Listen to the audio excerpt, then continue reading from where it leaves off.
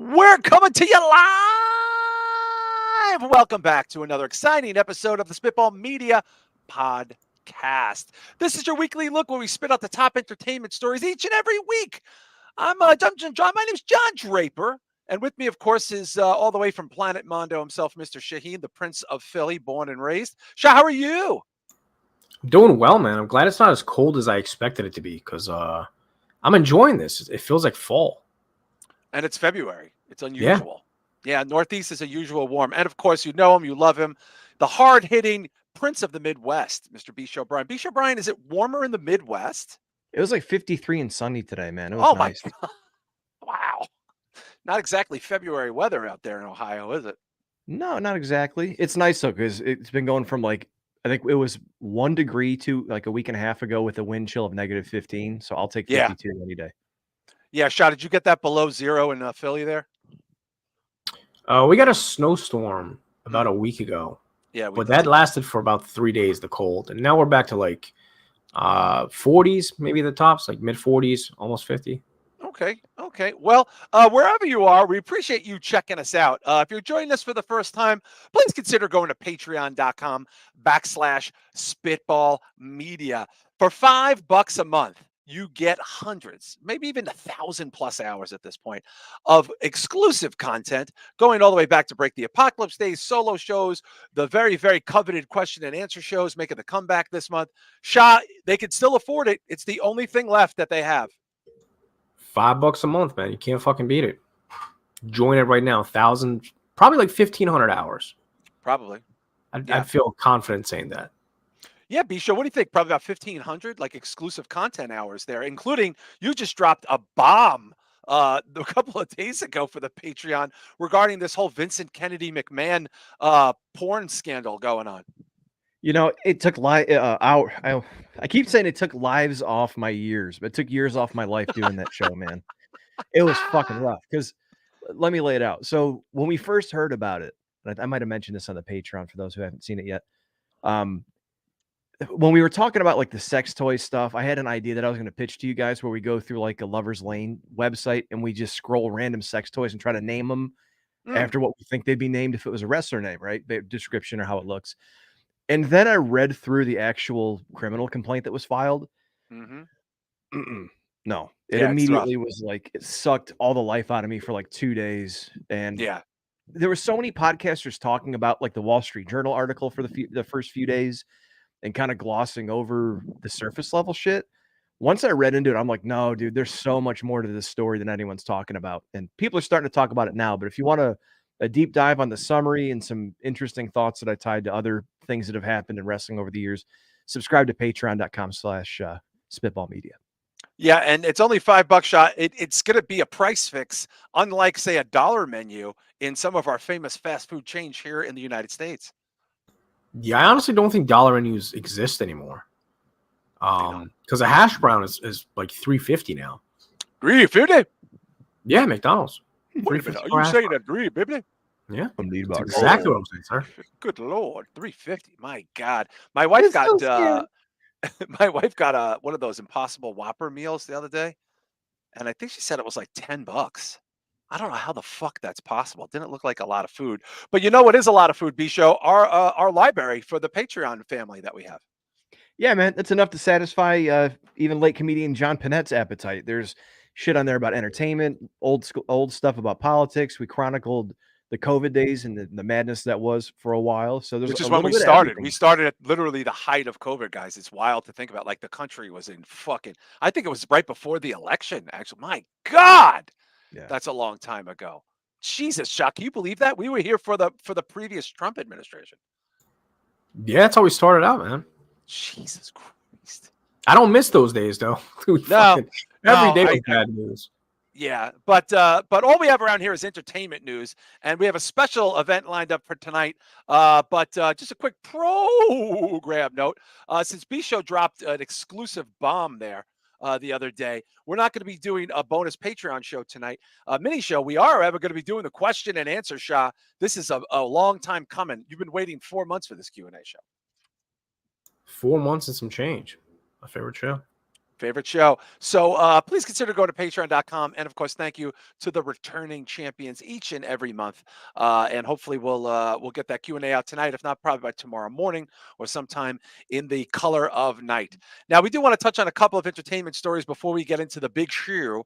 Tonight, we're going 90s, people. 90s. A couple weeks ago, we did a full 80s takedown of some classics in different genres, and it took a motherfucking long time. So last week, of course, was the big Oscar announcements. A lot of news there. Sometimes, the entertainment gods giveth, and sometimes they don't give it the shit. But there's a couple things we wanted to touch on tonight. Just a couple small, brief little stories in the entertainment world going around. First and foremost, Beetlejuice. They have an announcement date for the release of Beetlejuice and the name of the sequel, B-Show. And pretty cool news. Obviously, a lot of people knew that they were shooting it. They knew it was coming out. But a lot of people thought it was going to be called Beetlejuice 2 B-Show, but that is not the case, correct? No, and even if it is technically, they're stylistically listing it on the poster, as you can see. If you're listening, you can always go to YouTube and check us out at Spitball Media and follow along in video format there. So for those here in the chat and watching at home, here's the poster.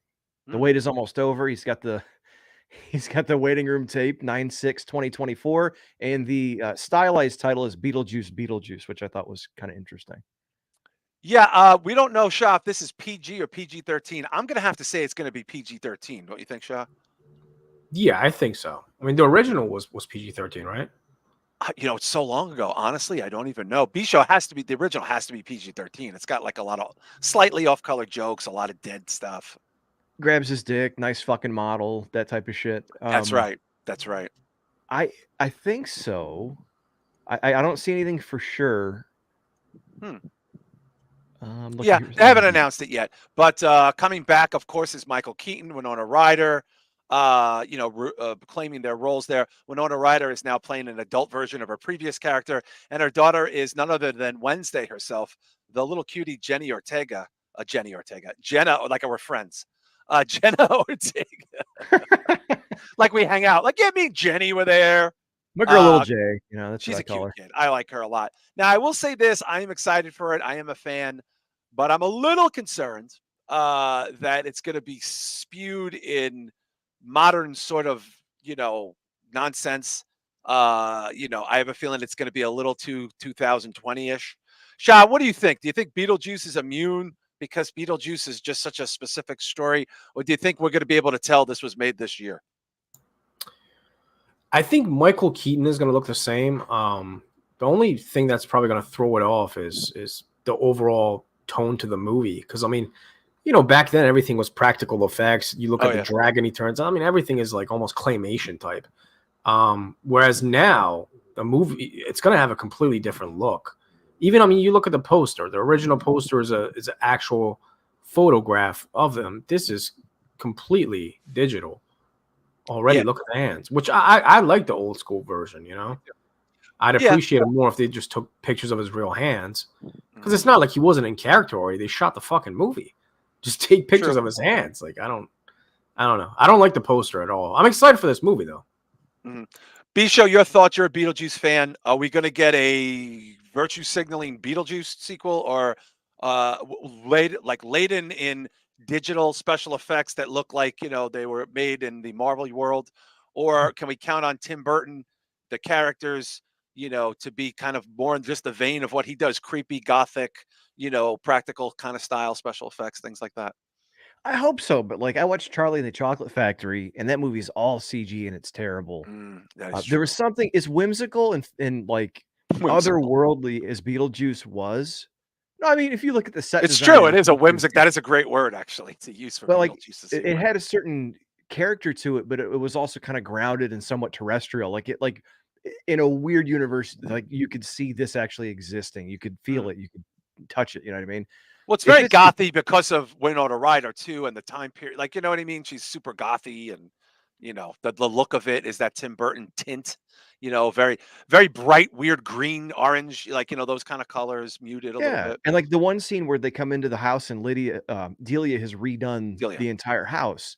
Like the floor and the walls are textured. It's not just like, oh hey, it's painted. It's like these like there's texture all over the place. There's everything. Like I said, it has a certain weight to it, and I hope it's not all CG shit. But I hope so too. I'm optimistic. I'm not shitting on it. I'm cautiously optimistic. Quick shout out to our buddy Chris Matthews, Joe Punches, Kevco. Joe Punches is saying that both Tim Burton and Jenna Ortega have came out saying they're using a ton of practical effects. So Shah, I think that's what a lot of people, I think our concerns are not unique. I think a lot of people want to see that old school practical special effects, Tim Burton style, big Danny Elfman soundtrack. So maybe it'll deliver, right? Yeah, I'm actually excited to hear that. I didn't know they were going to use any practical effects because that honestly, that's a surprise to me, dude. Well, but I mean, Tim Burton does like his models, you know, things like that. I think we'll get a better poster. None of this is real, by the way. All this B show is all fake. There was a trailer that was circulating too, but that's not real either. It's a fan made. No, it's not. Yeah, the one with Jenna Elfman, with Jenna Elfman. I'm calling her now. I went from Jenny Ortega to Jenna Elfman. Jenna Elfman, that's 90s. She's got a horse face. She's got a little bit of a horse face. Nice body, but a horse face. Yeah, there's some ones like you could tell. I'm excited. Look, I'm a fan. I loved Wednesday with Tim Burton. I don't like the latter Tim Burton stuff that much, but we'll be checking it out for sure. I'm sure we'll be doing a pretty deep dive when that actually comes out. That comes out in September. Long way to go, but I'm sure we'll get sort of a hard trailer. Maybe in a month or two. I'm sure the summer promotions for that are going to be off the chain. Another big news today, Quentin Tarantino has announced the star of his final film. He has been very forthright in saying that he has one film left and he is done. And I firmly believe that. I think he's someone, unlike a lot of other people in the industry, he stands on his convictions. Obviously, Quentin Tarantino is known for his style, his innovative style. I mean, he's just probably one of the, I mean, Shah, maybe easily 5 living Tarantinos on that list, don't you think, right now, currently? I mean, honestly, he's definitely in my top 5. Living, you know? I'm stressing living, by the way. I don't want anybody. Well, for me, I would say living or dead, just personally. Yeah, I mean, his body of work, I think, I mean, he's, I don't know who can match up against him in the modern world, other than maybe like a Spielberg or who's way older, who's been around a lot longer. But yeah, Beep Show, you think top 5 Tarantino, right? It's got to be 21st century. Yeah, I mean, even if he isn't as recognized as some, like, it's like Star Trek, The Next Generation. He has had so much influence on other people and young filmmakers and just very innovative in his approach. Yeah, for sure. Definitely. Yeah, he's made careers. He brought back careers. He's changed the trajectory of a lot of people's careers. His use of music, style, dialogue, his cinematic sort of vibe is it's a staple. Anyway, this is his last film, and it's going to be called The Movie Critic, and the star is announced. It will be Brad Pitt. Probably not a huge surprise to a lot of people. He was saying he wanted somebody in their 30s to play this character, but Brad Pitt has had quite the bit of run with him the last couple of films, so it's really not a big shock that maybe he would close out his career with an A-lister like Brad Pitt. Yeah, him and Brad Pitt, I like that team. It's almost like Scorsese and DiCaprio. Interesting. Wow. Yeah, I like when those guys team up. So I'm definitely excited for this, man.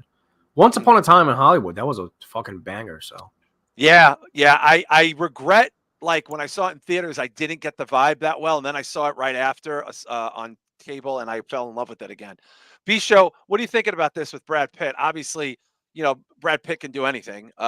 He's kind of he's a embodiment A-lister actor there for a long time. But closing out with Brad Pitt, I expect just a colossal overall film, colossal performance, and a 6 supporting cast here. Yeah, I'm actually kind of surprised. I thought it was going to be a Barbie-style sweeping epic about feet or something like that for his that would be interesting. Yeah, he likes feet.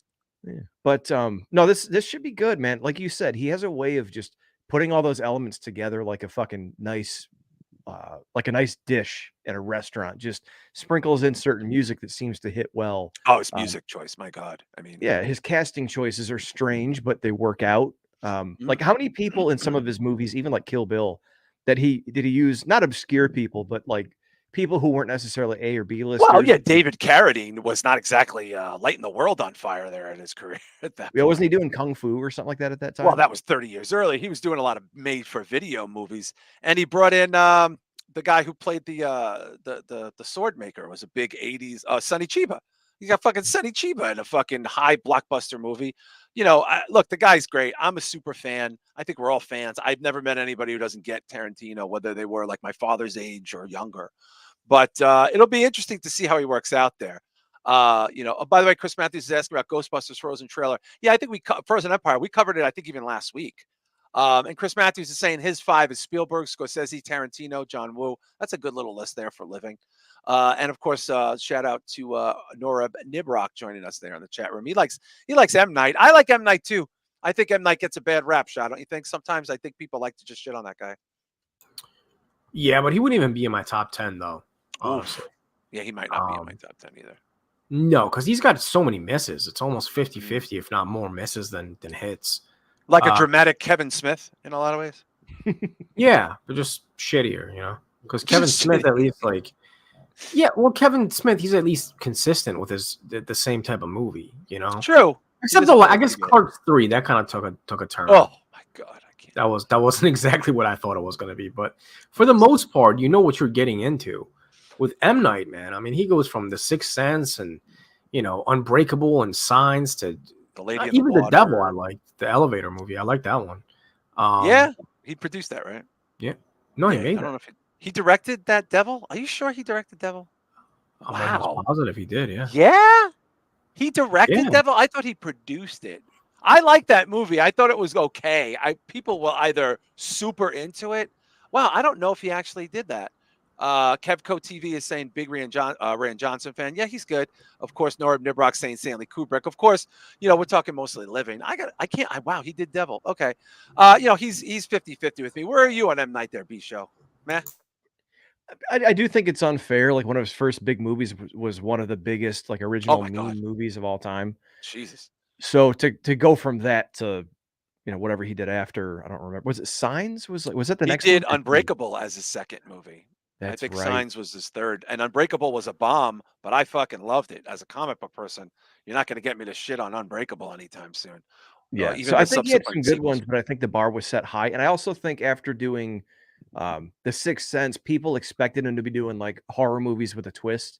Every time he stepped out of that box, people shit on it, whether it was good or not. So yeah, I think his biggest miss, Lady in the Water, is not very good, but his biggest miss is that the movie where the plants are trying to kill us, and Wahlberg is like, "What about the bees? Oh, the Happening. Bees." Oh wow, that could have been fucking amazing, but Wahlberg miscast, and then the ending is just it's plants trying to kill us. I don't know. It could have been better. I don't know. Could have been better. But Joe Punches likes all three, so I think he likes maybe one of those movies. But and of course, Kevco is saying same curse Jordan Peele has. Everything will be compared to his first film. Absolutely. And Tarantino, guys, let's not forget Tarantino. Everybody, after Reservoir Dogs, which was sort of a small art house film, he came out with Pulp Fiction, which was just like a groundbreaking, changed the culture with A-listers and return people and people you never heard of before. But it'll be interesting. Look, it doesn't come out until 2025. It will be his last film. Just real quick before we move on, guys, do you think it's his last film for real? I'm going on the record saying I believe him. He seems like he's got a lot of integrity. Shah, last film, or is he full of shit? Last film for probably a decade. I can see him getting bored and coming back. Not young. He's 60. Yeah, exactly. Well, I mean, 50s. Still though, Scorsese is 84 and still making movies. Not everybody lives to be in their 80s, though. That's true. He's loaded on pasta and gabagool. B-Show, do you believe him? I really feel like if this guy says something, he does. I don't know. I feel like it would hurt his legacy a little bit if he just goes, I'm going to do Barbie too. Which it would never happen, but But she can't wear shoes the whole time. Yeah, I'm kind of with you. He came out really hard. I want to feel like he'll do the CM Punk thing and say, I'm gone. And then he'll come back like Frosty the Snowman. But CM Punk. No, man. He came out and he made a pretty hard stance of, once you reach a certain age, you've experienced all you're going to experience about life to be able to tell about it and tell your stories.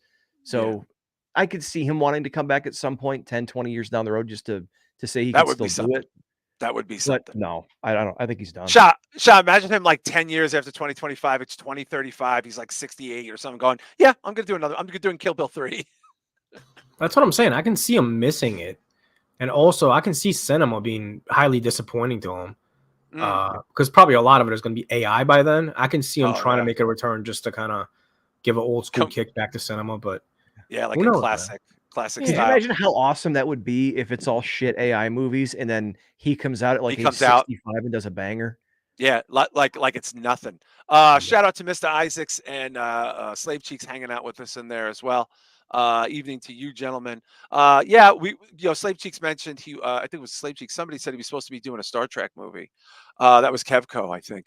That would have been fun. I can't even imagine him doing a Star Trek movie. I can't even fucking imagine. That being said, there is one last piece of news we want to get to. Me and Shah super excited about this piece of news. The great Larry David Curb, the final season airs this weekend on HBO. High expectations. I don't. When you talk about somebody who never changes, somebody who delivers on his style. Shah, I think Larry David for his particular style. I mean, there's really nobody like Larry David. There's going to be nothing like Curb ever again. We were really kind of lucky to be alive when this guy put this fucking thing together. I'm sorry. I'm a super fan. Shah, what are you thinking about the final Curb? I can't express my excitement, dude. It's like one of my favorite shows of all time. Probably my favorite show, actually. If I have to, choose one. If I have to choose one show to watch for the rest of my life, it's Curb, man. Makes me sad though, dude. I don't want to see Larry go because he's just. I don't know, man. I get so excited when there's a new season, and for this to be the last one, it just truly breaks my heart, dude. Because like Always Sunny's still going. I love that show. Yeah, very true. And this Family Guy, 25 years, Family Guy, just quietly. South Park, right? I mean, it's amazing to think that these have been around that long. We're talking about Quentin Tarantino coming back in 10 years. Do you see Larry David coming back in 10 years? If he's even here in 10 years? I don't think he's 76. I don't know like what else he has to prove. Sean, let me ask you a question. Is he like one of these dudes, like as soon as you see him, you just kind of like start laughing because you just know like it's coming. Like when the show starts, you just immediately like I feel like whenever I hear that music and I see him, kind of like a Curb, like Curb is for a lot of people, I'm ready. Like I'm in it. Like, you don't need to warm me up. You don't need to butter me up. I'm good. Like I know I'm going to enjoy it. Like as soon as you hear that music, you're going to be like, and you see him walking around in his khakis, right? Like you catch a vibe, right?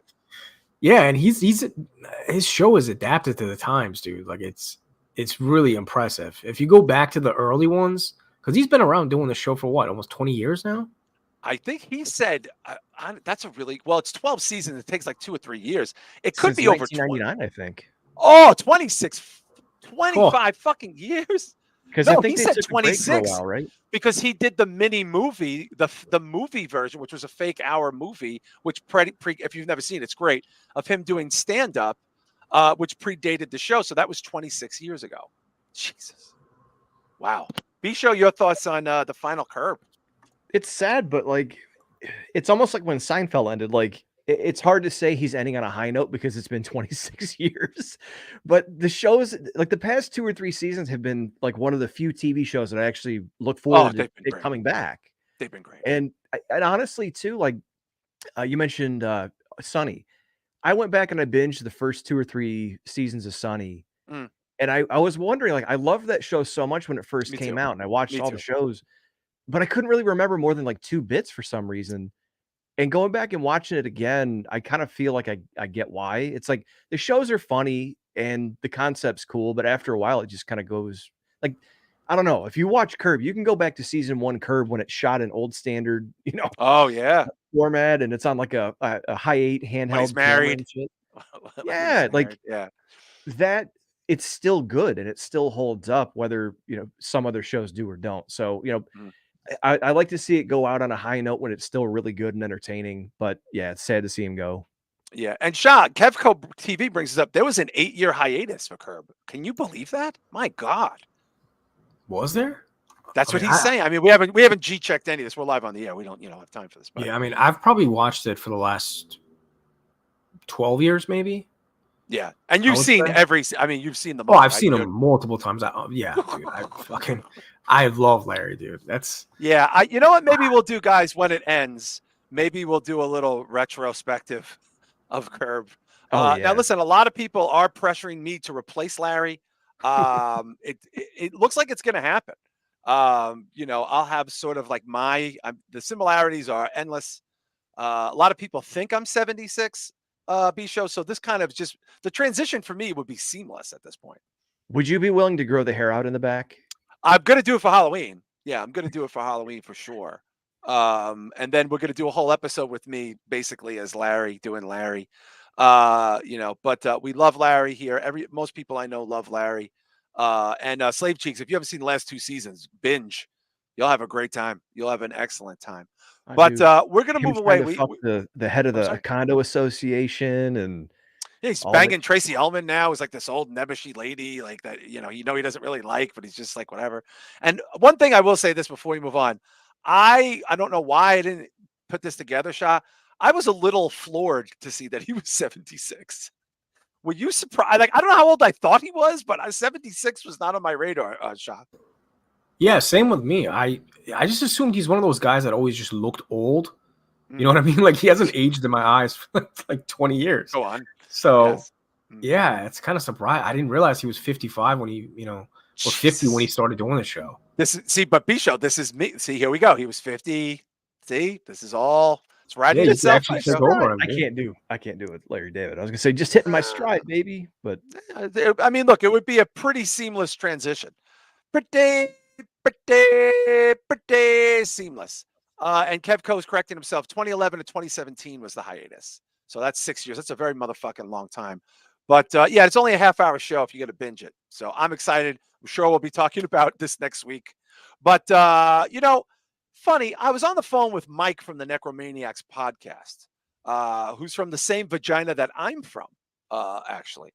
And we were talking about when I said, "Oh, we're going to do a genre specific on for the show," and we talked about the '90s, and I had said to him, "Wow, I didn't realize that the '90s, not genre specific, but just in general, how just like it was like a musical and cultural sort of like revolution going on there. Cinematically, the '90s. Again, I'm not speaking about a genre. I'm talking about overall." There is some brilliant things that happened cinematically in the '90s. We're talking about apex people like a Tarantino, the height of Kevin Smith, some pretty goddamn fucking good Spike Lee movies, Robert Rodriguez, John Singleton, John Woo. Like we got action movies, Schwarzenegger, huge, Stallone still carrying movies. Like if you go from 90 to 2000, my brother was more telling me about how he thinks for horror, Shah, maybe one of the worst decades of maybe ever in the history of horror, like literally ever. Now, before we get into picks, I want to ask you guys about that. Would you say possibly '90s is the worst horror genre of all time? I would say '90s was the worst, probably in cinema history. That's what for everything, everything really, other than comedies. I think some of the best comedies came out in the '90s. Well, what about like Pulp Fiction and fucking? Yeah, but those are far in between. I mean, if you look at, because it was a weird point. Those movies in the '90s don't age well because the movies from the '80s, it's practical effects. We look at it; it has some charm. You forgive it a lot, Whereas the '90s, they started using CGI, but it didn't age well. It just looks like shit. So a lot of the horror movies, it's hard to go back and watch them, especially like on 4K and everything has been restored. Yeah, it looks even worse, Yeah.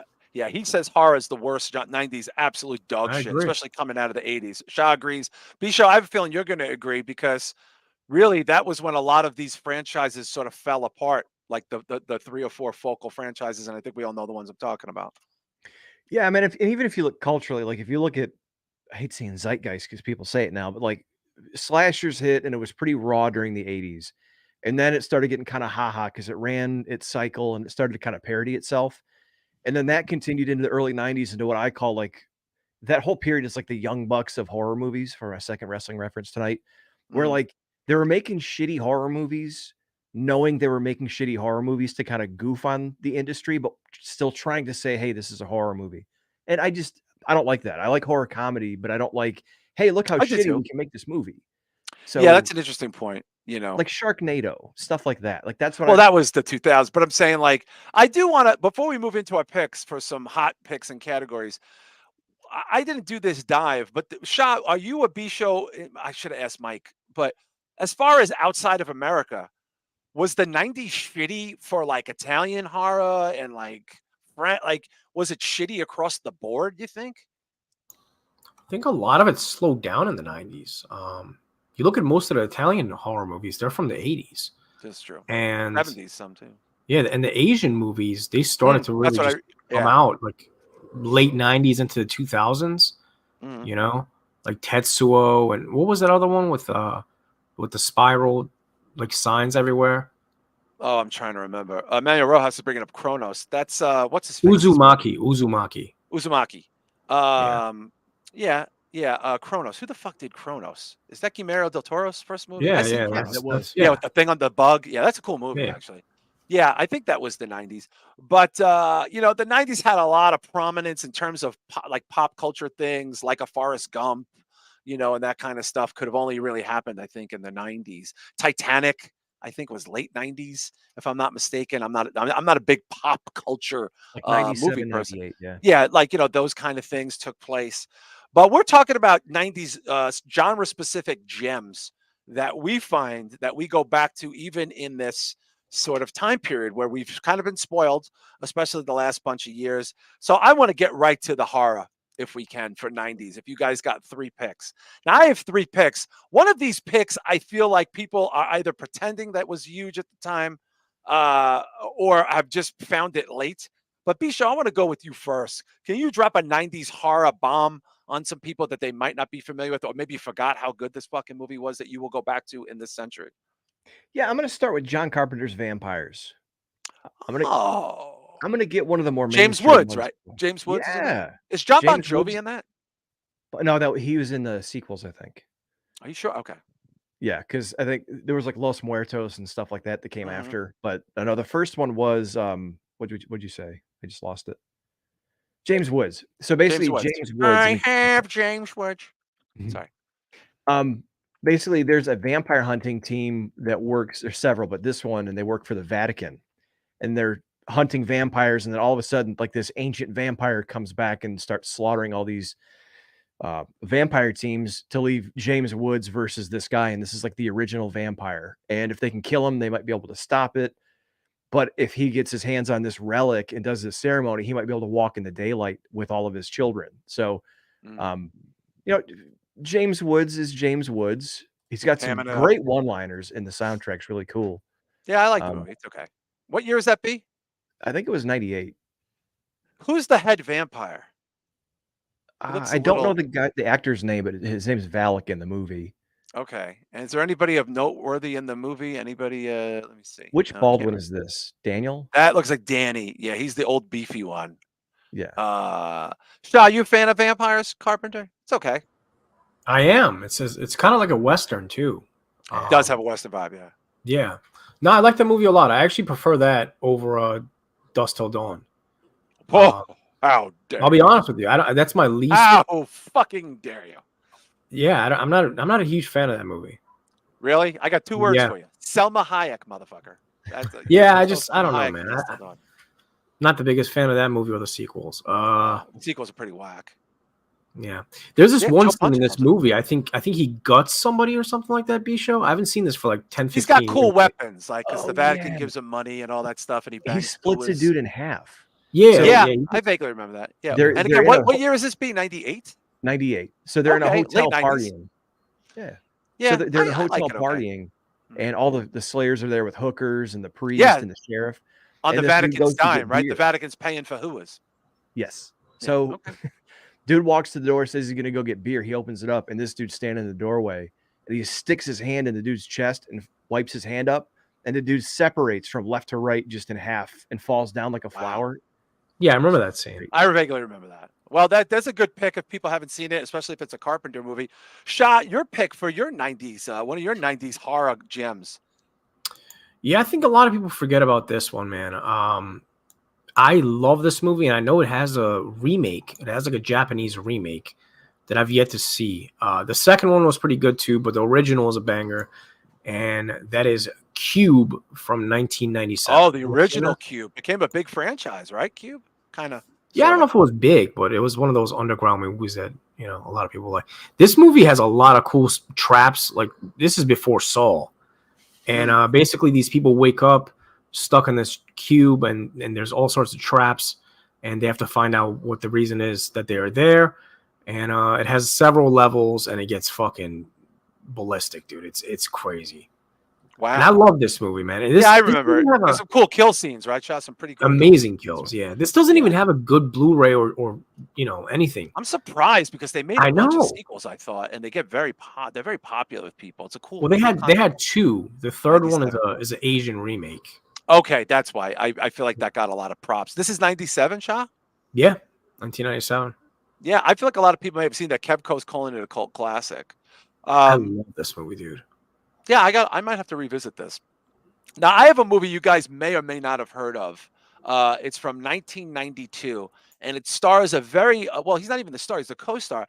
1992's Nemesis. This is with Thomas Jane. This is a dope cyberpunk. I mean, my fucking God, this movie has it all. It has a cool ending. It has a line in it where the robot dude says, "State of the art, Alex." This is one of those cool renting the video store movies show that's got, look at this. I mean, you could just look at some of this shit. That's this the sequel, oh, that's the sequel. That's right. That's Oliver Grunner and a very young Thomas Jane. This is a fucking wild ass cyberpunk, like cyborg movie. One of the sort of Terminator theme type films that came out. But anybody who's seen this fucking loves this movie. Shah, have you even heard of this? This is so goddamn good. I remember seeing the tape at the video stores back in the day, but I've never rented it or seen it. I didn't even know it was a horror movie. Is it a horror movie? Yeah, it's a sci-fi. Yeah, it's like a cyberpunk horror sci-fi. You know, falls in that category. I know that movie, Cyborg. That's I don't know. Well, yeah, because it's kind of falls in that genre. 92. Bisho, have you ever heard of it? I've heard of it. I've never seen it. And honestly, whenever I see people talk about it, I thought they were talking about Star Trek Nemesis, so I stayed away. No, this is 1992. All practical effects. Very cool ending. Guns, robots, it has it all. So if you have an opportunity to check this out, it is like a early sci-fi punk, like early 90s vibe, big guns, shitty acting, just a lot of fun. I like these kind of movies. I love the ending of this. It's weird that Thomas Jane is in it. And if you recognize that Asian actor, Bisho, he's in a lot of stuff, that guy. I mean, this guy, you recognize him? He's in a ton of stuff. He's Shang Tsung from Mortal Kombat. Yeah. Well, yeah, he was already. Remember this guy, Shah? This guy's in a ton of shit. Yeah. Yeah. He's also did the Tekken movie. Oh, that's funny. So that's my pick. Oh, he was in Showdown in Little Tokyo. Wow, he's that old. I wonder if he's still alive. That's a good fucking movie, dude. That's underrated. Yeah, I know that movie. Yeah, okay. Bisho, you got another one for the kids? Yeah, let me check the list. This one, I hate to steal it from Shah because I know it might be on his list. It's Nightbreed from Clive Barker. I think we talked about it. I just rewatched it recently. It's on cable a lot this month. Bad acting. Acting's really terrible, but I was really impressed with not only Cronenberg as the killer, that creepy fucking mess with the button eyes. Decker. Yeah, but also like the creature effects in this movie with all the people underground and this dude transforming. Oh my God. The whole underground city type of shit. It's just a really cool movie. Midian. Not to be confused with Naked Midian from the WWE Attitude Era, Shah. That's right. Yeah, see, movies like this with practical effects and actual sets being built and designed for these movies make you appreciate these movies so much more, because when you look at this movie, you're like, holy shit, they literally built a whole setting that looks completely like people put in time and effort, you know, like hands went to work on that, you know? So it makes me appreciate it, man. But, you know, nowadays it would be all CGI. And I'm not trying to just shit on CGI all the time. It's just, I like a mix of both, you know? You got to have a mix of both. Well, one thing I'll say this, guys, because I just rewatched this a couple of weeks ago because it happened to be starting. It's very cheesy. There's some cheesy, like her being in the bands is very cheesy. Like you watch it now, you're like, oh, it's like it's like April O'Neil in the Turtles movie or whatever, in the first Turtles movie kind of vibe. But or like when they have Vanilla Ice on stage. But when he goes to Midian, when you see it now, you guys might not remember this. It's the set is like a painting. Like it's not. Yeah. it looks really bad. Like it doesn't look great in 4K. I'm just saying. Like, and I love Oh, this. I thought you meant it's a work of art, like a painting. No, I mean like it's a fucking painting. Like when they It's a show up matte to the painting. gates of Midian. Yeah, it's a green screen with a painting, kind of like people's YouTube's capabilities are fucking better than that right now. And I'm not shitting. I'm a super fan. I've read the books. I read the comics. I met Clive Barker. I'm a lifelong fucking fan. I love the conceptual of everything about it, but I just feel like you guys, if you watched it now, you might be like, oh, there's a couple little things there, just Sure, and notwithstanding. to that point, even The Thing is considered one of the best creature effects movies of all time. But Miles there's a ahead of couple this. scenes. It's miles ahead of this, though. The Thing. But what I'm saying is, even in that, there's still a couple scenes where there's Yeah. okay. I'll say this: the creatures in Midian look great. They really fucking do. The Nightbreed creatures, but except for that little rubber baby there, that's not so great. But the acting's pretty terrible. Shah, do you have a second pick for the kids? Yeah, right behind The Shining and probably It. This is my favorite Stephen King film that nobody ever talks about, really. And I had the biggest crush on this woman that stars in it, Carrie Vourer. I don't know how to say her last name. How do you say her last name? Who is this now? Type in Kari. Well, we didn't get to the movie yet, yeah. Well, I want to see if you know what movie it is. Are you talking about Carrie Warrer? Yeah. How do you say her last name? It's Warrer. It's like W-E-U. It's Carrie Warrer. Hi-oh! I had the biggest crush on her. Yeah. This movie's from 1996, I believe. It's Stephen King's Thinner. Now, Shah, you're not gonna believe this, but this was actually a question on Jeopardy from the book Stephen King's Thinner. Yep. This was a question on Jeopardy. Yep. Dude, this movie is so underrated. Nobody ever puts it on a list. Nobody. Yeah, I wonder why. I remember it. I rented it when it came out. I remember the commercial where the woman goes dinner and she touches his face, and the special effects are okay. Special effects are good, dude. It looks. I got to see it again. I really need to see it again. B-Show, do you remember this one? Face. Look at that cover. That cassette tape will always stand out. I'm looking at Carrie Warrer. Oh yeah, she was the most gorgeous gypsy I've ever seen in my life. With Colin Quinn. Holy shit! From the MTV show. Yeah, she did nudes like later in life. Wow, where did she go? B-Show, do you remember this movie? Oh yeah, this movie's amazing. I gotta watch. It's one of those like very not bleak but human nature-y type. Like you're gonna curse yourself with bad decisions, and if you decided to be a piece of shit, bad things are gonna happen. I love that Twilight Zone-y type of stuff. And what's really amazing is the guy who stars in the movie. I can't remember his name. Yeah, I don't know him either. Basically, he was going on a diet when he was cast for this movie. So everything he eats, when they yelled cut, he's spitting out into like a cup or a bowl.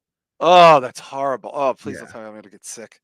Oh my God. Well, I'll need to revisit this for sure. My pick, I have to say, I saw this in theaters. I talk about it every now and then, but it is constantly being shoved down my throat on social media as a movie people are discovering. I'm talking about Robert Rodriguez's 1998's The Faculty. I love The Faculty. I've seen this movie 100 times. You couldn't get this movie to be this cool now. This cast is incredible. The music is great. I love the story behind it. It's got a lot of stars in it, like people who are like fucking stars. And it's it's got like, I mean, we got people in here that were already, you got Jon Stewart doing like a 2-minute role. You got what's his face, the tournament, Robert Patrick doing a pretty small role. Everybody's getting out of the way for the young kids in this fucking movie. Now, Danny Masterson is in it. He's got a small part, but it's not he's got like one line in it. But BB Newirth, she's a fucking she's practically an EGOT. Selma Hayek. I mean, you're not going to get Famke Janssen. These are the adults in the goddamn movie, B-Show. She was fucking Famke, gorgeous. What a stunning broad. Christopher McLeod, a.k.a. Shooter McGavin. That Daryl, Piper Laurie. Piper Laurie is plays like a teacher. I know this movie. Summer Phoenix is that. Oh yeah, she plays one of the girls holding hands. Harry Knowles from Ain't It Cool News as a cameo in this. It's a fucking crazy movie. I think this movie. Lewis Black? No, that's not the Lewis Black. Wrong, Lewis Black. Okay, I was gonna say no fucking way. My God, Jordan. I mean, this is like you couldn't get this cast today, Shah. I'm a super fan, Shah. I love the movie. I honestly, I haven't seen this in at least 15 years. Jesus. But funny enough, I just pre-ordered this because it's coming out on 4K from Scream Factory. That's So interesting. I'm definitely looking forward to watching it again. But I haven't seen it in a long and time. Joe Punches says Frodo is in it. Yeah. Usher. Yeah, Usher was not super Young famous Usher. at this point, Shah. The Yeah. then Monster I think looks pretty cool. You know what I mean? Like I like it. I think it looks all right. You know, I like teeth. I like if you've got a lot of teeth in it. B-Show, your memories of this movie? I like this movie a lot. It was actually on my list for my number 3. Good thing I came up with a Oh, backup. get the fuck out of here. I love it. Oh, that's No. fantastic. It's basically, if you've never seen it, it's a cross between Body Snatchers and The Thing. It's kind of a, in high school. In high school. Yes. It's I think it gets a lot of flack because it came out during the teen movie era. But it's got a great cast. The performances are pretty Really good. does. It's a little bit deeper than most of the surface level teen movies because it's a Robert Rodriguez joint. And it's just really good. So if you haven't seen this and you haven't watched it because of bad reviews or whatever, check it out. It's fantastic. Yeah, Kevco was saying the shit that was my jam in middle school. It's a fucking brilliant movie. I highly recommend it. Shah, you need to watch it again, man. You're gonna fall in love with this fucking movie. I'm telling you. Yeah, I got it ordered. I'm just waiting. I think it's coming out in like 2 months. So. Okay. Now, do we have a third movie? Does everybody have a third movie they want to throw out there? Do you got one, B? We might not have one. I'm just asking. Yeah, I'll go with one. I'm not as familiar. I haven't seen it in a long time, so I can't lay out the entire plot, obviously. But this one was on TV a lot back in the day. It's Tales from the Crypt, Bordello of Blood. You got to be kidding me. Is that on your list? No, but I'm gonna. Well, not necessarily, but I have a different movie, Tales from the Crypt. Is Bordello of Blood the Dennis Miller one? Yes. Love it. I think it's great. It's funny. What's her face is she is hot as balls. I think she was banging Stern around this time, if I'm not mistaken. Oh my God. Yeah, or she was banging Stallone. She was banging Stallone, I think. Stallone. Yeah, Shah, have you seen this? This is great. I haven't seen this one. I've seen the other one. Demon Knight. Yeah. Yeah, spoiler alert. That was my third. I love Demon Knight. I just rewatched some of it like a couple months ago. That's a good movie. I haven't seen this one. This is great. I think they're both equally on the same level, B. What do you think? I think they are. I think if you like one, you're liking the other. I'm not as familiar with Demon Knight. I confused Demon Knight with Tales from the Hood for some reason. Jada Pinkett is so fucking cute in Demon Knight. She's got a scene in her drawers. It's hard now to not if you see her in this movie now, she's so effing cute in Demon Knight. Billy Zane is a great villain. Shah, you're more familiar with Demon Knight? Yeah, I used to watch that on HBO all the time. Yeah. She is cute. This is right after I think she did. Was it Menace? Right? She was in Menace Society. Set it off. I think. Set it off. Yeah. Set it off. Okay. Yeah. Cool movie. That's Bill Sadler, I think. Kevco saying another classic from my childhood. B-Show. Yeah, we might as well put these together because they're Tales from the Crypt was very popular. Still, they crossed into mainstream sort of culture there. The Tales from the Crypt Demon was doing like the Tonight Show appearances and doing the MTV VMAs and such. These were fun movies. I never saw either of them in theaters because I'm obviously a lot older than you guys, but I regretted it when I watched them on VHS. They were both very fun. And Billy Zane is great in this movie. He's very over the top, hamming it up. And I think after this, he would go on to fucking play the heavy in Titanic, B-Show. And then The Mummy. Yeah. So he had a good little run there. I think I talked about this. He gave me shit because he thought I was standing too close to him at an ATM once in the village. I swear to God, this is long before cell phones. We were going to some club and he was taking forever. And his big bald head is standing in front of me. And I'm like, this fucking guy. And then my friends are honking outside. And I'm like, dude, it's like a Citibank. I was like, this guy's taking a long time. And Billy Zane turns out, gives me a look like, oh. And he walks away all annoyed. I go, holy shit, you're fucking Billy Zane. He goes, yeah, or something like that. And I was like, wow, I just almost got another celebrity fight. But Shah, yeah, you're going to want to revisit these, Shah. They're both fun. Yeah, they used to Scream Factory put them out years ago. They're out of print now. So it's like, wow, it's hard to get them. They're like $40-$50 now each. Actually, probably more. Yeah. So I'm just waiting for them to release them on 4K eventually. So yeah, the fun movies for sure. Shah, you got your third pick since we both kind of combined ours. They're both Tales from the Crypt movies. Yeah. I've talked about this before, but The Dentist 1 and 2. I fucking love this series. Again, I'm trying to name some, unknown ones. But these movies well, not many people have probably seen The Dentist. Yeah, it's underrated. I don't think check it out. It's I pretty saw the gory first too. one. Pretty gory, pretty gross. There's a scene with cockroaches in the second one. It's pretty nasty. What is the sequel about? I don't recall a sequel for The Dentist. Yeah, there's a second one. There's another movie called Dr. Giggles too. Very similar to this, but it's a regular doctor. Now, what's funny, Shah, is both of them are from the same TV series in the 80s and 90s, LA Law. Both actors, both stars. Really? The Dr. Giggles, yeah, they were both from LA Law. Wow, yeah, I can see it. I can see very this odd on a TV show. Oh no, he was like a heartthrob on LA Law. Him and Harry Hamlin, I think, in the 90s. It's such a fun movie though, especially and, what's her face, Susan from the Partridge Family. That was like a big show in the 90s or late 80s. Yeah. And the Dr. Giggles guy is also the heavy in Darkman. He's the villain there. Is he also Dorn in Major League, or is that somebody else? Yeah, he's Roger Dorn. Yeah, okay. yeah. And he's also by the way, he just played Emma Stone's dad. This actor, I forget his name, but we got Corbin Burnson. He just played Emma Stone's dad in The Host, in The Curse, excuse me, the Showtime show.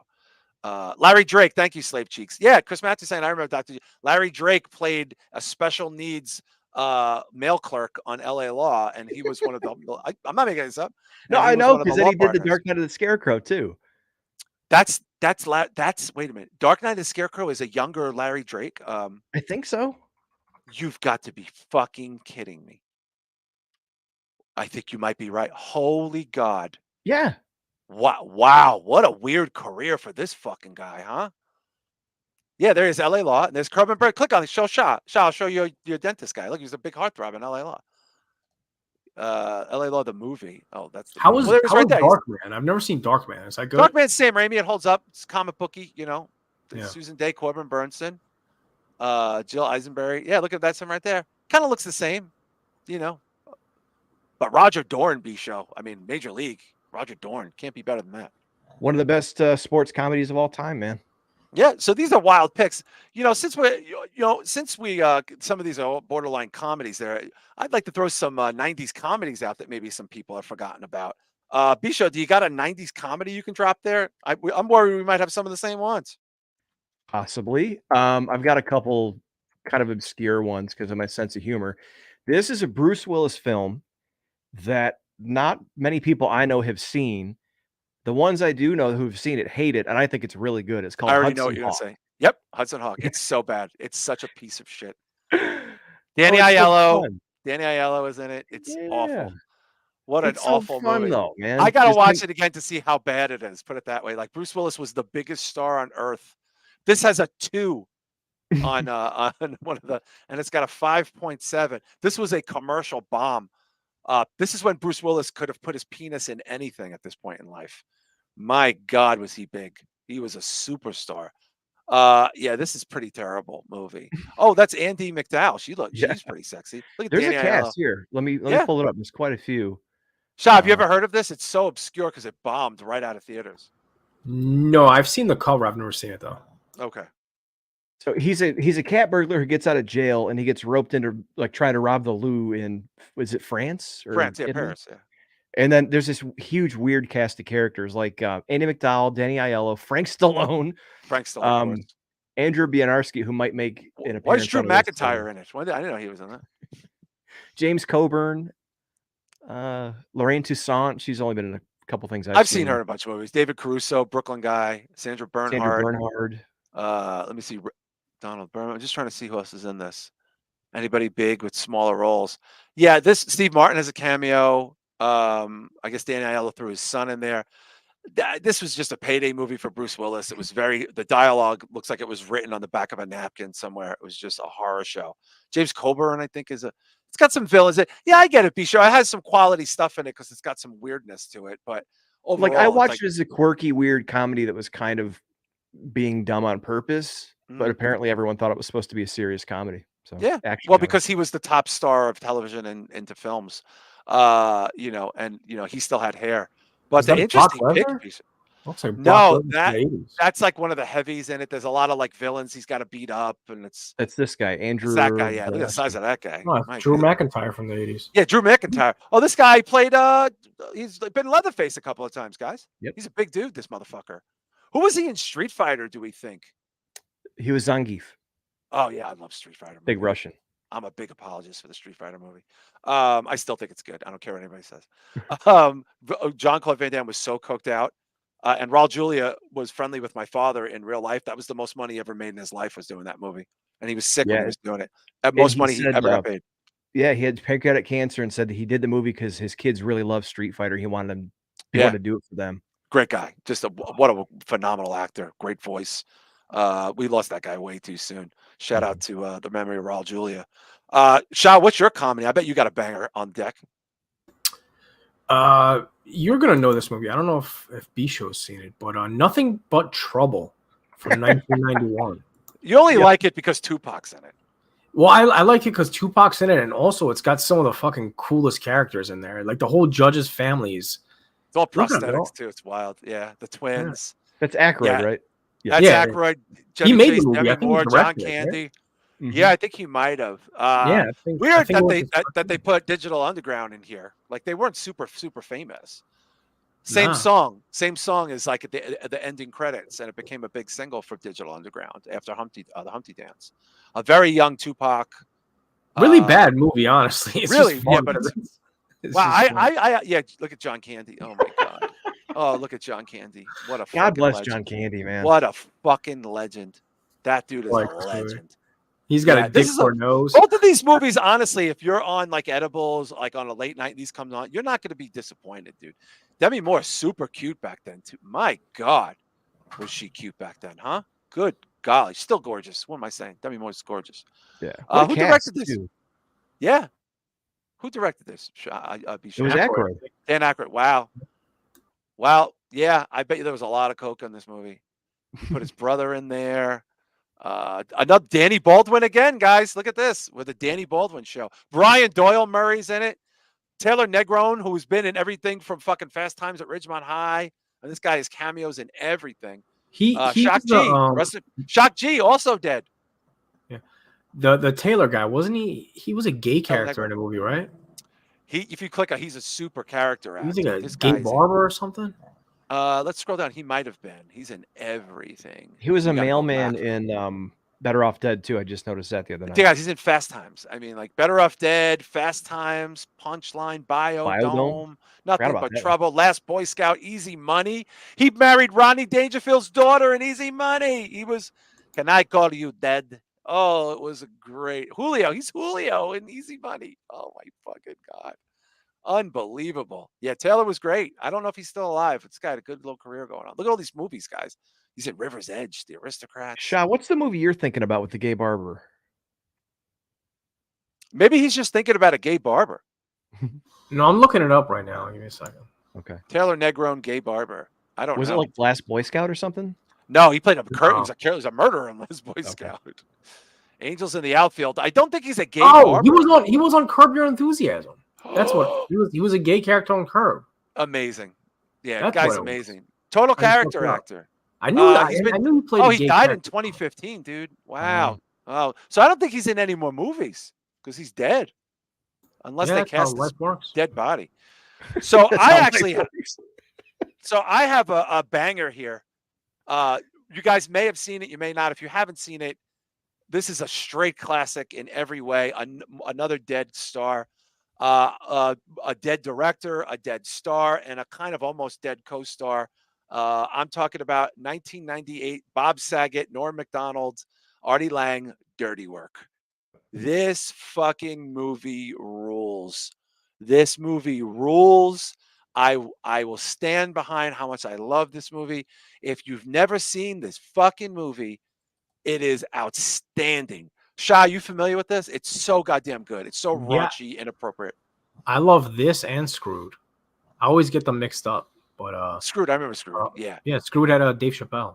Yeah, Dirty Work has Artie Lang and Norm Macdonald find out that Artie Lang's dad, they were best friends, is actually both of their dads, and they have to get jobs And by the way, the Don Rickles cameo in this is B-Show. If you've never seen the Don Rickles cameo in this movie, it's all made up and improvised. Artie Lang has told this story where he calls Artie Lang a baby gorilla, and like Pete, they couldn't. You see them really laughing in the movie, B-Show. Oh man, Don Rickles, another God bless him, dude. What an original. It's a lot of legends in this. And Bob Saget directed it. B-Show, you've never seen it? This is right up your alley, bro. I've seen clips from it. My brother sent me something the other day about I need to get on this. I'm familiar with it, but never. Look, Shooter McGavin again, guys. Kevin Farley. Look at this. You got the what's with all these brothers of famous people in these movies? Rebecca Romaine, a mostly unknown Rebecca Romaine there. I'm trying to think if there's anybody else unknown in this. David Koechner. David Koechner, yeah, he's not very well known at this point. Gary Coleman is in that? Yeah, he has a cameo. He's got a cameo in it.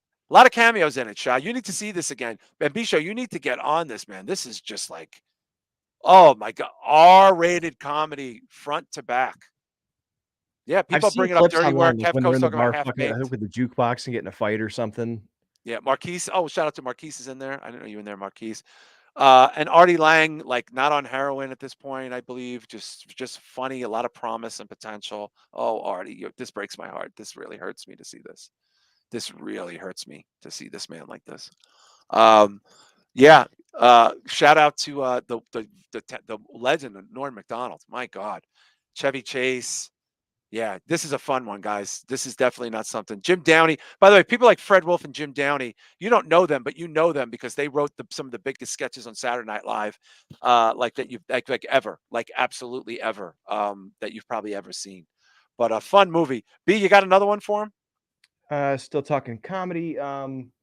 Yes, this movie came out at the tail end of the 80s action movies, right? I think in 90 or 91. Mm-hmm. It's a National Lampoon movie, keeping in with my sense of humor. Okay. It's called Loaded Weapon 1. I think I've seen that. I think I've seen this. The Charlie Sheen and yes, I remember this. Oh my God, with Sam Jackson and Charlie Sheen. Check out this cast. Look at this, guys.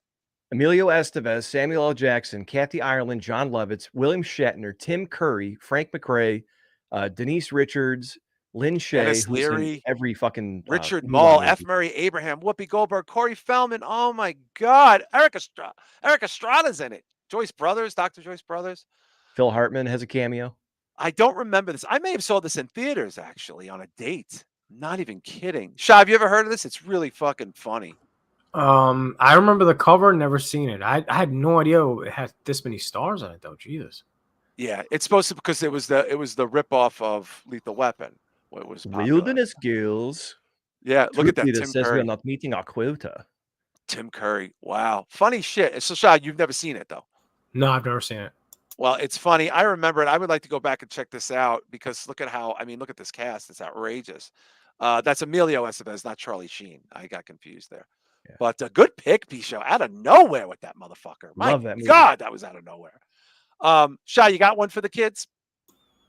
Yeah, not one of my favorite comedies, but we're mentioning underrated ones, and I never hear anybody talk about this one. It's from 1996. It's High School High. Have you seen this one? I have. John Lovitz is in it? Yeah, I've seen it. Yeah, he's basically a white teacher at an inner city school. That picture is so great. And he's the perfect guy for this, man. He really is. I like this movie. I just wish it was rated R, so it could be a little bit more raunchy because it's PG-13. Yeah, it's pretty. It pushes the envelope, though, Shah. Yeah, it does. Yeah. Mikhail Pfeiffer is in there. Yeah, Mikhail Pfeiffer is the star, I think, on Lovitz, and that's Tia Carrere, smoking hot there. Mm-hmm. By the way, she does voiceovers now for corporate videos. Don't ask me how I know. B-Show, have you ever seen this? Oh yeah. It's he walks into the high school dance. Yeah, and asks him to play Rhinestone Cowboy by Glenn Campbell. I love Rhinestone Cowboy, though. I don't care. It's an all-black high school. He's the white savior teacher. They completely turn it on its ass. What a great! This is another hot pick. So we're gonna close these out at 2 picks each because we just got a lot to get to. My number 2 pick, to me, honestly, this is not this. He literally apologized for this movie when his 3rd film came out. How bad this did. They're making the sequel now. If this is bad, I'm going to go to his house and punch him right in the dick hole. 1995, Kevin Smith's Mallrats. I fucking love Mallrats. I love it. I love it. I love it. I love everything about this movie. I've seen it a million times. This movie is a hard R comedy. It's got it all. You're a comic person. You're a 90s. I was around the age of these dudes, close to this age at this time. I fucking adore this movie. Kevin Smith literally had to apologize for this when Chasing Amy was at fucking Sundance. On that, and I seriously, if he fucks up this sequel, I'm gonna punch him square in his vegan dick hole. Shah, you a fan of Mallrats? Of course, man. I love all of his earlier movies. It's ever since Jersey Girl, I feel like he started to go downhill. Because Dogma, I loved, Jay and Silent Bob. I love all that shit. Me too. But then he did Jersey Girl, and ever since then, I don't know. Yeah, and this kind of ruined Shannon Doherty's career. Look at Michael Rooker with the shaved head. My God. Have you Lee. seen Jay and Silent Bob Strikes Back? The second one? Of course, I saw it in theaters. Yeah. The second one? Maybe. What's from like no, I couldn't get through it. I couldn't get through it. I bought it and I've never watched it. I heard so many bad things. I kind of don't want to watch it. Yeah, it opened up pretty funny, but then it got kind of boring. Like I just got bored with it. But the Mallrats sequel is coming. It's coming right now. Shannon Doherty is so cute in this movie, and she's very sick, fighting with some very real health problems. Show, I know you're familiar with this. What were you gonna say, Shah? I remember her from that sci-fi show. Do you remember that? There was like a prank sci-fi show on the Sci-Fi Channel. Oh, I vaguely remember that. Yeah, I remember her Playboy. I bought one of the few times I ever bought Playboy was when she was. She was the host. They would basically like scare people with fake aliens and. Yeah, I remember that. Oh yeah. Look at Kevin Smith. Look at Kevin Smith there. That genius. Show, are you a fan of Mallrats in the genre? Yeah, Mallrats might actually be my favorite of his movies. Maybe that's close, but that Dogma and I'd have to think on it. Probably my top. Yeah, I love Dogma. I love Dogma. Yeah, I agree with you guys. Like these movies, I don't know why they thought this movie was so bad. Like if this type of movie was made like 5 years later, it probably would have been loved because it ruined Shannon Doherty's film career. She left 90210 for a film career, and Kevin Smith had to make. If you notice, the budget for Chasing Amy was a fraction of what it was for this movie. Yeah. Well, the budget was $6 million. It made $2 million. $2 million. Holy shit! This movie is great. It's phenomenal. Can you believe the balls to not? What a fuck! I can't. I'll talk about this all night. Scare Tactics, Chris Matthews. Thank you. What a genius show that was. Yeah, hell yeah, that was a show. Yeah, this was fucking. Well, I mean, we could go on and on about this. Stan Lee, asking Stan Lee about body parts and comics, and my God, this was something special. Just a special time. That first scene when they start out and he gets in the argument with the black comic artist and he calls him an inker or he calls him a tracer and you're a tracer, man, a tracer. Yeah. That is such a great opening, and it's not that's actually from Chasing Amy, and then Chris Rock repeats it in Jay and Silent Bob Strike Back. See, I'm confusing that. Then I'm an enthusiast of this film. What is a Nubian? There it is. That's what I'm thinking of. Oh, yeah. When they start to fight. Yeah. Where the guy's looking at the picture and he goes, "It's a schooner." That's so great. Listen, I want to get to another genre if we can. Do you guys want to do action? Do you guys want to do sci-fi? What do you guys want to do? Drama? What do you guys want to do for the 90s? You want to do drama? Or do you want to do action? What do you want to do? Sci-fi? What are you guys thinking? I guess. And then I want to get to you want to do action? Yeah, I got a bunch of action, only a couple of drama. Okay, I got a couple of action movies myself. So, because action in the 90s was a big deal. And I don't feel like it's a big deal anymore. I feel like it's all kind of blurred as far as that goes, actually. But B-Show, drop an action movie on the people. This one was a bomb. I guess it did well financially the first couple of weeks, but critically it was a bomb. It's a Stallone movie that's not all action. It's got some drama and some like romantic aspects, but it's another James Woods movie. It's called The Specialist. Oh, I remember that. The bomb movie about the bomb maker. He's like a bomb specialist. Sharon Stone. Yeah. So basically he's in some CIA deal. They kill, almost like Scarface, they kill these guys and there's a kid in the car. He resigns and beats the shit out of the dude. And then years later, they come back to get him, and they're like the head of a crime family. James Woods is like embedded in the cops. That's right. I remember this now. It's kind of, there's some cheesy aspects to it, but just like the explosion special effects, but then the story and just the intensity between James Woods and Sylvester Stallone. And Eric Roberts is technically the main heavy. So Yes, that's right. He was the villain in that. Do you remember this movie, Shah? No, I've never seen this one. Yeah, it's not a great film, but it has a lot of cool elements to it. I think this was a bomb too, if I'm not like no pun intended. I think this was a bomb. But yeah, Eric Roberts was the heavy. Sharon Stone, this was coming off of her sort of meteoric rise there. After showing her vag. But do you got one for the kids there, Shah? Yeah, trying to decide. I think Double Team. That was between that. Oh, the Rodman one and with Van Dennis Rodman. Damme. Yeah, I think that was from '99. Yes. Yeah, I think that kind of ended the decade there. Yeah, '97. 97. Yes, this was just prime time Dennis Rodman and Jean-Claude Van Damme. And I think right after this, he went to NWO, right? Like '98. Yeah, probably. Yeah, that makes sense. This is what Dennis Rodman was probably one of the most popular people in the world, like between his books and the Bulls. Terrible movie, to be honest, but it's very charming. Yeah. It's just you could smell the cocaine in the movie when you watch it. Look at this. And Rodman had no business opening a mainstream film like this. Like he had no business doing this. Like reminded me of a worse version of Demolition Man. Demolition Man's a great movie. I love Demolition Man. On my list. Wow. That was you know what, B-Show? That's great that's on your list because it was on my list too as my third pick. So as Demolition Man. By the way, I love Demolition Man. I think Demolition Man is fantastic. I know that it's a cult movie now. That was going to be on my pick right there. I think we can all agree Demolition Man is the shit. It did not do well at all, considering who was in it at the time. Sandra Bullock was a nothing at this point in her career, and she's super cute. I remember Bisha how cute she was in this. Yes, so she still had like some wholesome deal, but you could tell on the side she like wanted to fuck him so bad. Very cute. Look how cute she is. Very. I remember Wesley Snipes. This was a big deal. This was like a huge deal for him. Playing against Stallone in a way because Stallone was so box office shot at this point. Are you a huge fan of Demolition Man? I'm a big fan. I'm a big fan of anything Stallone from the 80s and 90s, pretty much. Yeah. Look at young Jack Black is in this. Like. Oh my God. Really? Yeah. Young Jack Black. Glenn Shattuck, who's also, I believe, deceased from Beetlejuice. Yes. Dennis Leary. Benjamin Bratt, a very young Benjamin Bratt. Gran L. Bush, this guy was in a lot of movies back in the day. Jesse Ventura, John Enos the third. He played a villain in a bunch of 80s, 90s stuff. I think he was on Melrose Place as a villain. That Troy Evans guy's been in a ton of shit. I mean, it's a stupid movie, but I love this movie, and I think it's a very fun watch. If you guys haven't seen it in a long time. Dirk is in the house. Shout out to Dirk. Marquise is bringing up the 3 shells. By the way, people have been talking about the 3 shells for like 30 years and how you use them. There's a theory on how you actually use the 3 shells instead of toilet paper. B-Show, were you aware of that? Oh, yes, I was. In fact, at my office, someone decorated the bathroom and they put some seashells on a table.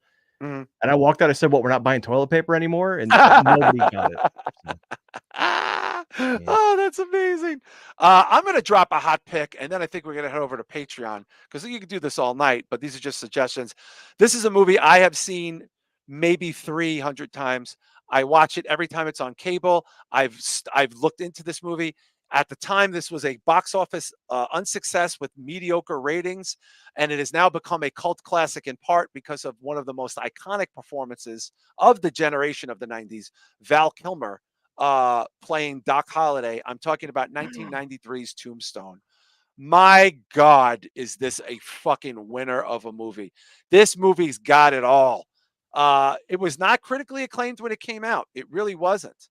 And I don't think it made a lot of money at the time. But this movie went on to be a bona fide 1 zillion% cult classic. We're talking about the Kurt Russell, the late, great Bill Paxton, the incomparable Sam Elliott, and Val Kilmer playing the Earp brothers and Doc Holliday, and the shootout at the OK Corral, the story behind this. I mean, this is a phenomenal, phenomenal film. Just maybe one of my favorite top 10, maybe my top 10 favorite movies. Shah, I'm sure you've seen this at some point in life, but you might not be as obsessed about it as I am. I've actually never seen this. Oh, Shah, you'll fall in love. Never seen it. I always thought it was like Hard. no, I don't know, man. The poster, whenever I saw it at the video stores, it just never intrigued me. Oh But my God. is Sam Elliott the same guy in that movie, The Man Who Killed Hitler and Bigfoot? Yeah, and Roadhouse, Shah. Roadhouse, yeah. Put some respect on the name. Yeah. Roadhouse.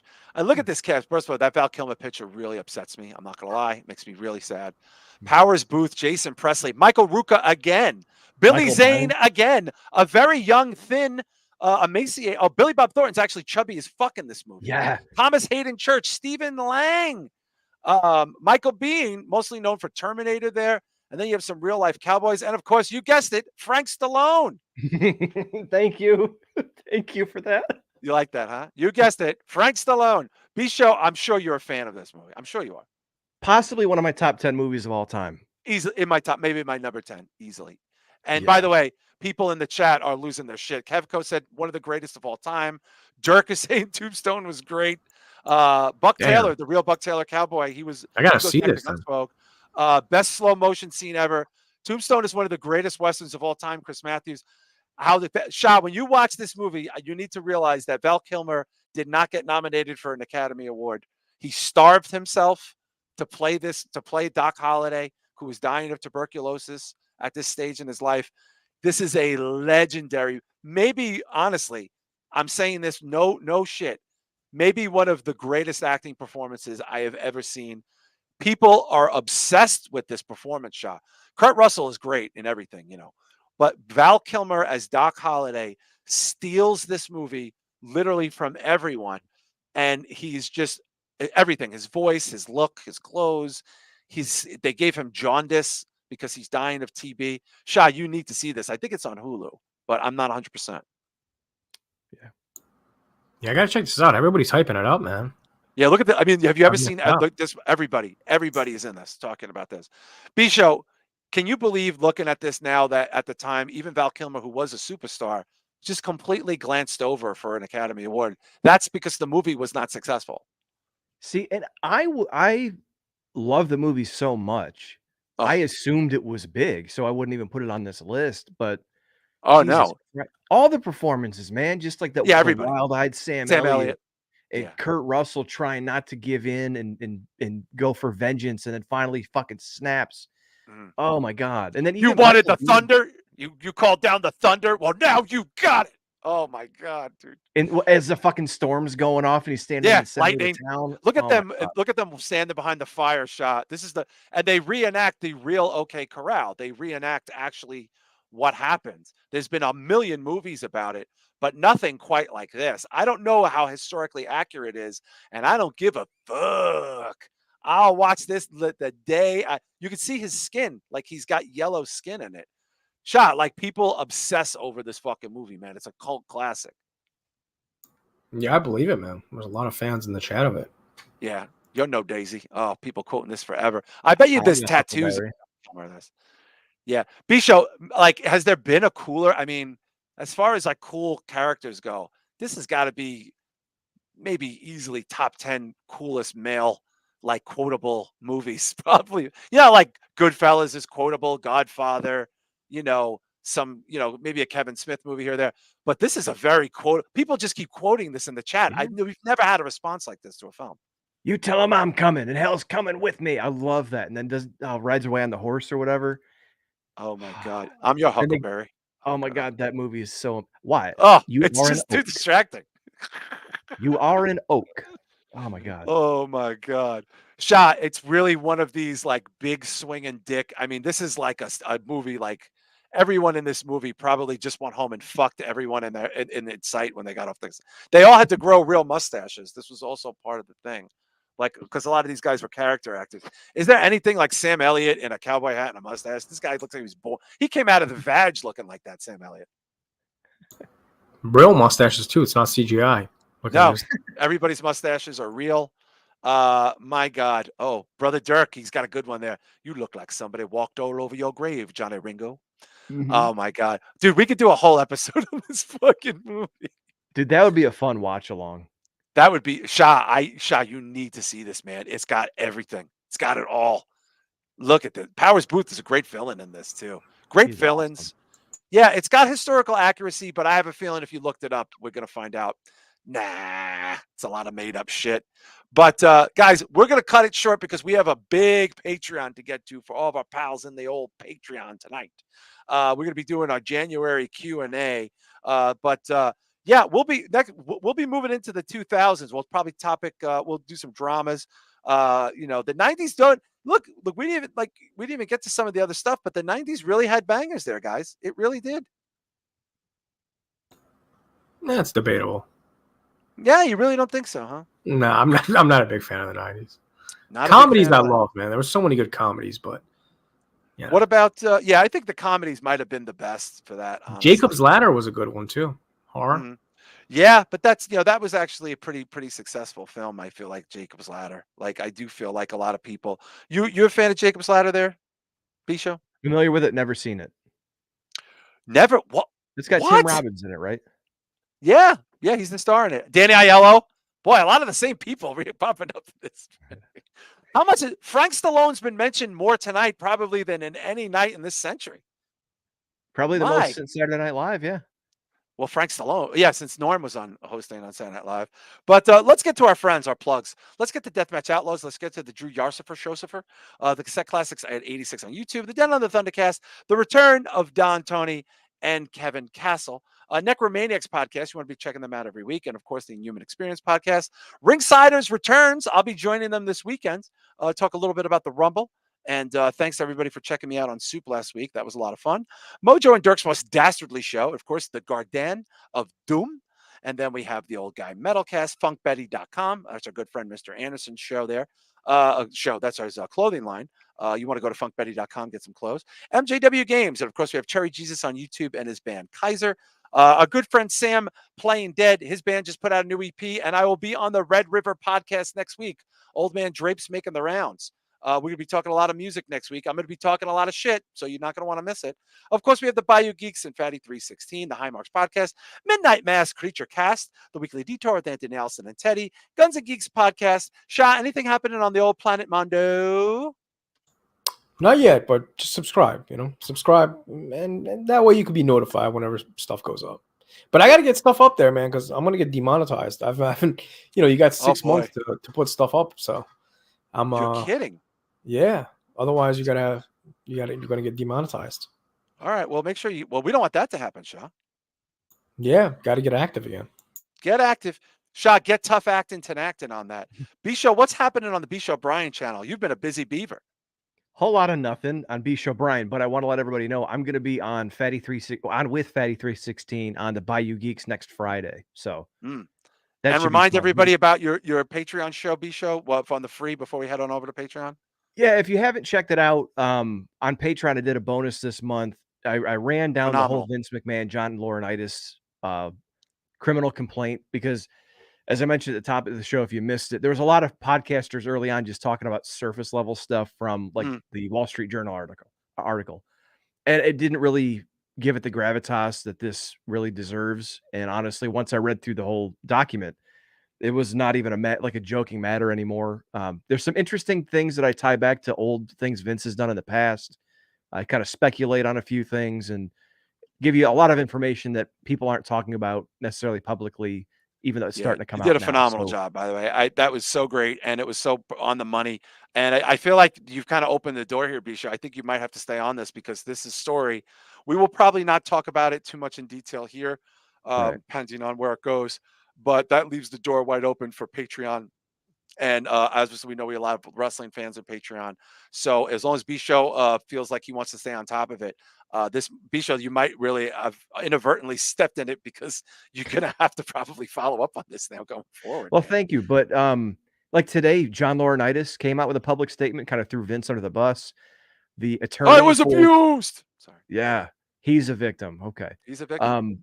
And then the attorney for the woman making the complaint was on some news station or made a comment saying that since this came out, her inbox has been flooded with other people coming forward with other stuff.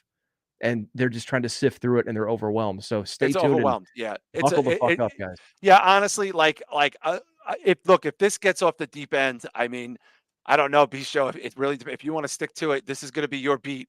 because I think you did such a fantastic job. And I really hope people, if they haven't heard it yet, if you have the Patreon, get on that right away. And please consider going to Patreon to hear this kind of exclusive stuff. But we're heading over to do a Q&A right now. It's going to be a lot of fun. We're going to get that out to you this weekend. We love you guys so much. And we'll be back next week spitting it out on Spitball Media Podcast.